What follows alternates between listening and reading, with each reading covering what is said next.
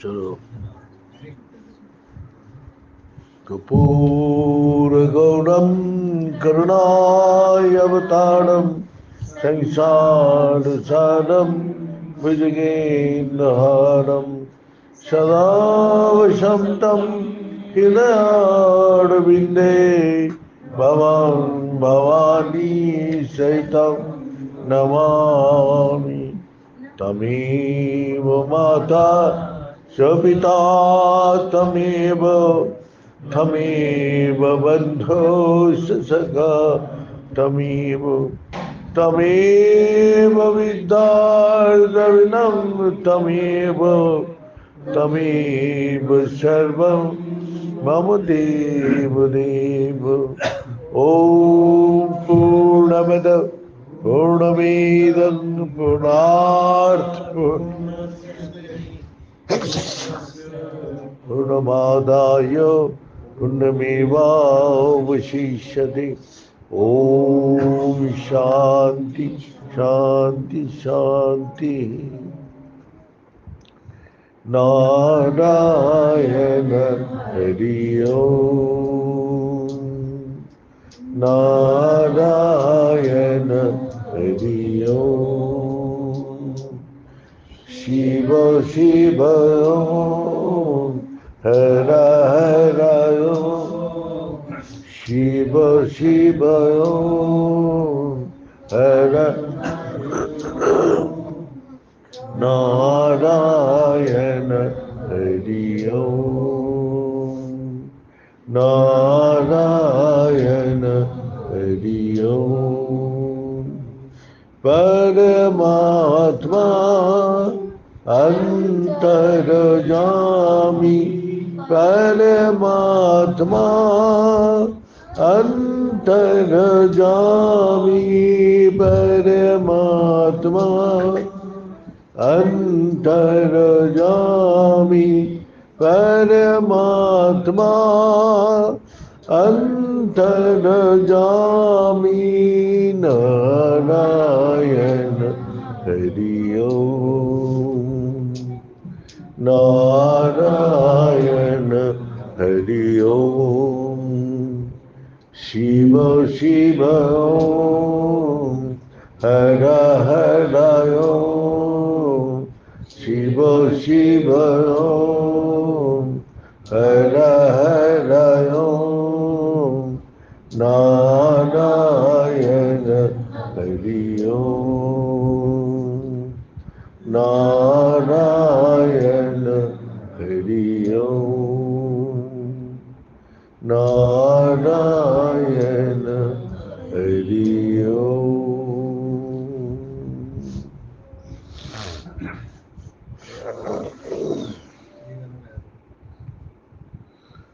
हम लोग इस कर्म भय भूमि, इस धरती है कर्म करने का,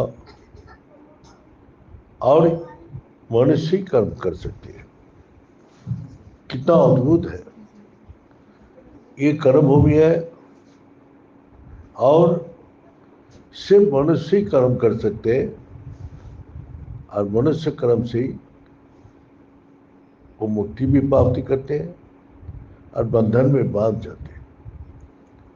जैसे इस संसार में कर्म करेगा ऐसे ही फल उसका मिलता है, और कर्म करने का इस संसार में और कहीं भी जगह नहीं है।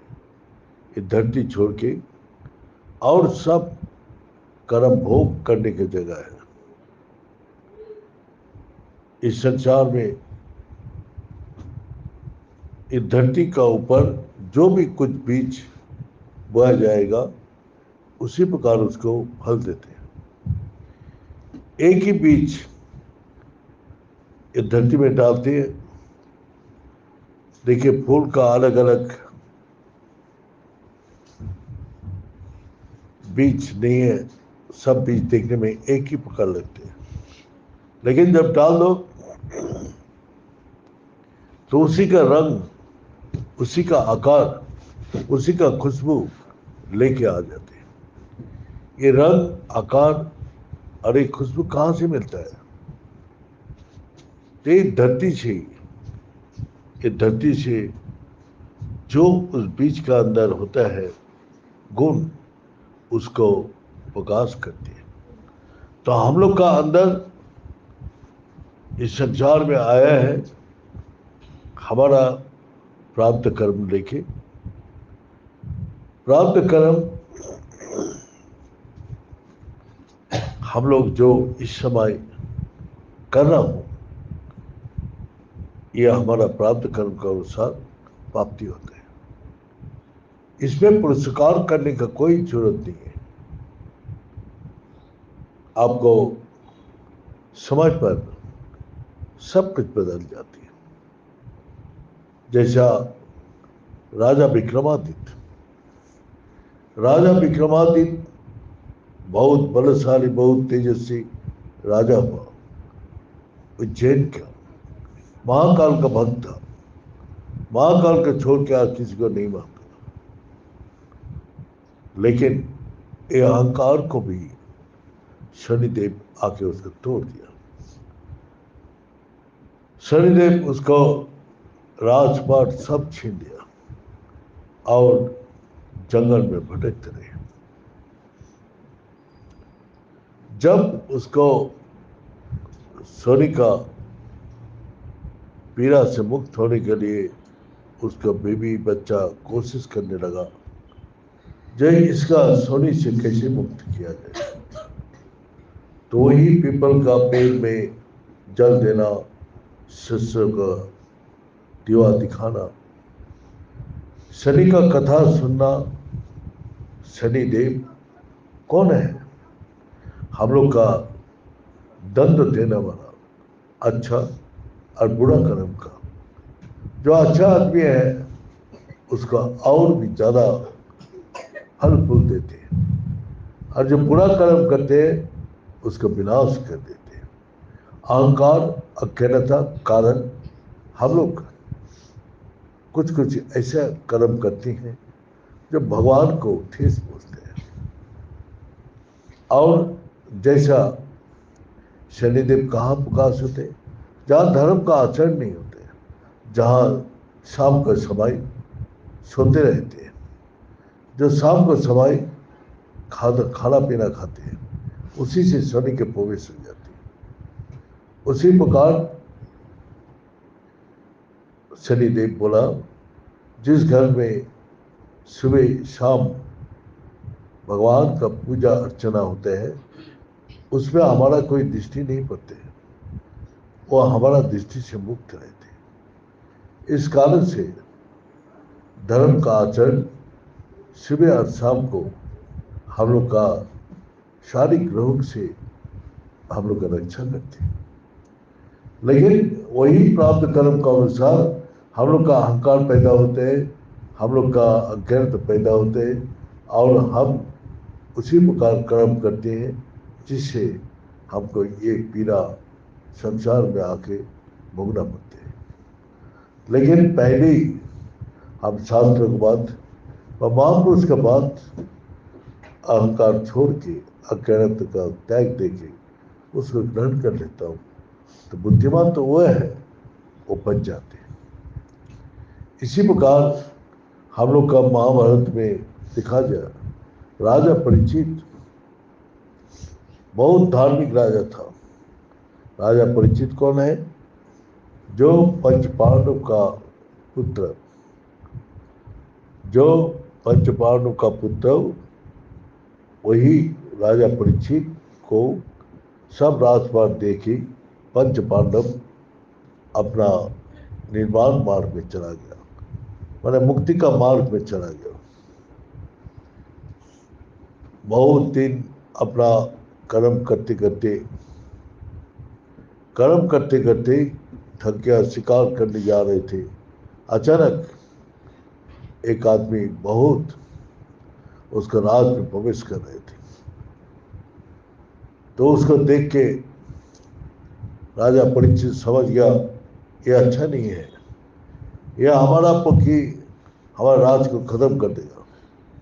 उसने तीर धनुष उठा के उसको वध करने लगा।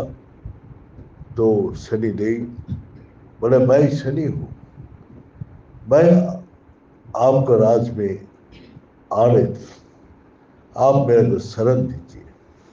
आप तो क्षत्रिय है, शरणागत को आप जरूर आप शरण दीजिए। बोला नहीं सर, शनि के लिए मेरे राज में कोई जगह नहीं है। तो बोले जी आप राज में जहां बोलेंगे मैं वहीं रहूंगा। तो बोलते क्या? हाँ। तो राजा वही बोला कि जाओ जहां जुआ शराब, जहां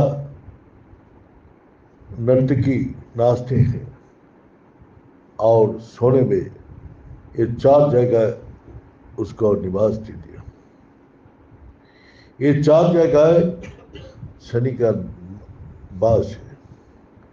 शनि जैसे ही राजा परिचित उसको आश्रय दिया, शनिदेव सीधा राजा का सिर में मुकुट था सोने का, बस सोने में जाकर बैठ गया, उसका बुद्धि मलिन कर दिया और वो शिकार करते करते प्यास का कारण ऋषि समृद्धि का आश्रम किया। वहां समृद्धि वही ऋषि समाधि में था, उसको उठ के सम्मान भी नहीं किया और पानी भी नहीं पिलाया। राजा परीक्षित क्रोधित हो गया और क्रोधित होके मरा हुआ सांप उसके गला में लटका के चला गया। उसका पुत्र जब सुना, ऋषि पुत्र, तो राजा को अभिशाप दे दिया, जब हमारा पिताजी को जो अपमान किया है तो उसको 7 दिन में ही उसको मौत होगा। तक्षक डस गया। तो इसी प्रकार जो बुद्धि मलिन होने का बात उससे कैसे काम कराती। तो इस प्रकार जब उसने वापस आया, अपना पिताजी को बोला, तो समाधि में जान दिया राजा परीक्षित आया था। राजा परीक्षित को जाके बोला, मेरा पुत्र ऋषि पुत्र है, वो जो अभिशाप किया है वो 100% फलेगा। कौन बचा सकते हैं इस अभिशाप से? तो बोले जाओ आत्मदर्शी कर, भगवत कथा सुनो। भगवत कथा सुनने से तुम्हारा ऊपर जो अभिशाप, जो कर्म का फल भोग रहे, तो इससे मुक्त हो जाओगे। ये 7 दिन का अंदर तक्षक आई गई और तुमको बंद भी कर दिया। तुम इससे बचने के लिए भगवत शिरोमणि उसको बुलाओ और उससे कथा सुनो। तो यही सत्संग का कथा सुनते सुनते राजा परीक्षित को चिंता भय से नहीं मुक्त हो गए थे। तब वो सुखदेव जी आया। सुखदेव जी राजा परीक्षित को पहले वही कर्म योग, भक्ति योग, ज्ञान योग सब कुछ सुनाया, लेकिन उससे वो चिंता भय से नहीं मुक्त हो पाया। वो 7 दिन का अंदर है, उसको मौत का डर से खाना पीना सोना सब कुछ उसको उड़ गया था। इसी प्रकार राजा परीक्षित सुखदेव को बोला, आप जो मेरा को सुना रहे, इससे मेरा चिंता भय से मैं मुक्त नहीं हो पा रहा हूं। चलो एकांत में चलो। एकांत में ले जाके वही ब्रह्म विद्या आत्मा का अनुभूति कराया। तुम देह नहीं हो, तुम आत्मा हो। आत्मा कभी किसी अवस्था में विनाश नहीं होते हैं। आत्माएं तुम्हारा जीवन है। आत्मा जहाँ है वहाँ जीवित है, आत्मा नहीं है तो अमृत है। शांति का दल तक्षक आया, उसने तक्षक को बोला, आप ऋषिपुत्र को अभिशाप को पूर्ण करो। हम मृत्यु को जान लिया, मृत्यु भय से मैं चिंतित नहीं हूं, इसलिए मैं मृत्यु दंड से मुक्त हो जाता हूं। मृत्यु भय से जिसका है, जो अज्ञान है, अहंकार है, तमोगुणी है, वो नहीं जानते। मैं जानता हूं, इसीलिए आत्मा में स्थिति होके शरीर से अलग हो गया और तक्षक उस शरीर को बंद किया, वो जल के राख हो गया 1 सेकंड के अंदर। लेकिन राजा परीक्षित को कुछ भी अनुभूति नहीं हुआ। वो सब मृत्यु यंत्रणा से मुक्त हो गया था आत्मा ज्ञान का कारण। भगवत कथा सुनने से घर में जितना भी प्रकार दोष त्रुटि बाधा होते हैं सब चले जाते हैं। इसीलिए गुरु जी हम लोग को बोलता था, फटा हुआ कपड़ा पहनना दुर्भाग्य का लक्षण है। वही शनिदेव बोल रहे कि फटा हुआ कपड़ा सिल्क पर, लेकिन फटा हुआ कपड़ा जो पहनते हैं तो उसका ऊपर शनिदेव उसको दृष्टि करते हैं। जो शनिदेव को जो पीपल में जल देते हैं, शाम को जोत जलाते, उस घर में कभी भी शनि का प्रवेश नहीं होता है। जो भगवत कथा ध्यान पूजा पाठ करते हैं, शनिदेव उसमें प्रसन्न होते हैं और सब कुछ का समृद्धि होता है। उस घर में आनंद शांति सुख का निवास करते हैं। जिस घर में कोई क्लेश नहीं है तो वहीं कैलाश है। तो इसीलिए जहां कोई कुंठा नहीं है वही वैकुंठ है। हम लोग का अंदर कोई कुंठा और कोई क्लेश नहीं होना चाहिए, तो वही जगह वही घर वैकुंठ बन जाते, वही घर कैलाश बन जाते, जहां भगवान शंकर जी सदा निवास करते हैं। तो इस प्रकार हम लोग का जो बोलते हैं बर्तन रात को धो के रखते हैं, उसमें शनि का दृष्टि नहीं होता है। जो झूठा हाथ झूठा पैर व मुंह लेके सो जाते हैं, वहाँ शनि उसको दृष्टि पड़ती है। जो पैर हाथ धो के मुंह धो के सुच्छा इससे सोते हैं तो उसका पर कोई भी ग्रह का दृष्टि नहीं पड़ते। इसलिए हम लोग का सोने का टाइम पैर हाथ मुंह धो के सोना चाहिए। तो इसी से हम लोग का क्षमता भी नहीं आती और बहुत ही अच्छा नींद आती है, जो शरीर सुस्त रहते हैं। अतिथि को जिस घर में सेवा होते हैं उस घर में भी मेरा दृष्टि कभी नहीं पड़ती। उसको मैं आशीर्वाद करता हूँ, वो और भी वो सेवा करने का उसको मौका मिलता है। इस प्रकार बहुत प्रकार गुण है जो शनि धर्मराज है, जो विचार करके अच्छा बुरा को फल देते हैं। अच्छा को धर्म का आचरण करना उसको और सहायता करते हैं। शनि जिसके ऊपर सहायक होते हैं उसको राजा बना देते हैं, उसको उच्च पद में बैठा देते हैं, वो धन धान्य से उसको पूरा कर देते हैं। और शनि जिसको कुदृष्टि है उसको सब प्रकार छीन लेते हैं और उसको भिखारी बना के दार दार घुमाते रहते हैं। इसीलिए हम लोग का शनि का पाखंड राजा परीक्षित देखे गया और विक्रमादित्य भी अंतिम में शनिदेव को पूजा करके अभी भी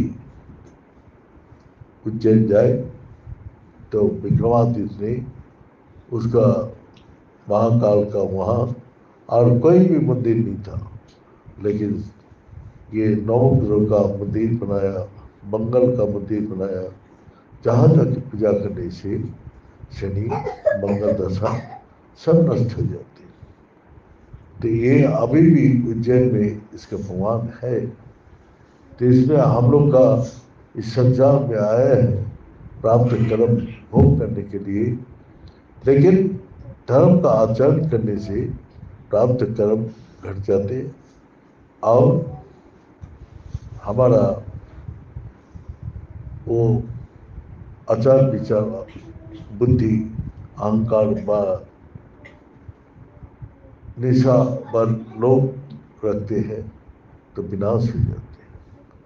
गुरु जी एक कहानी सुनाया था, वो कहानी था एक राजपुत्र हर रोज जाता था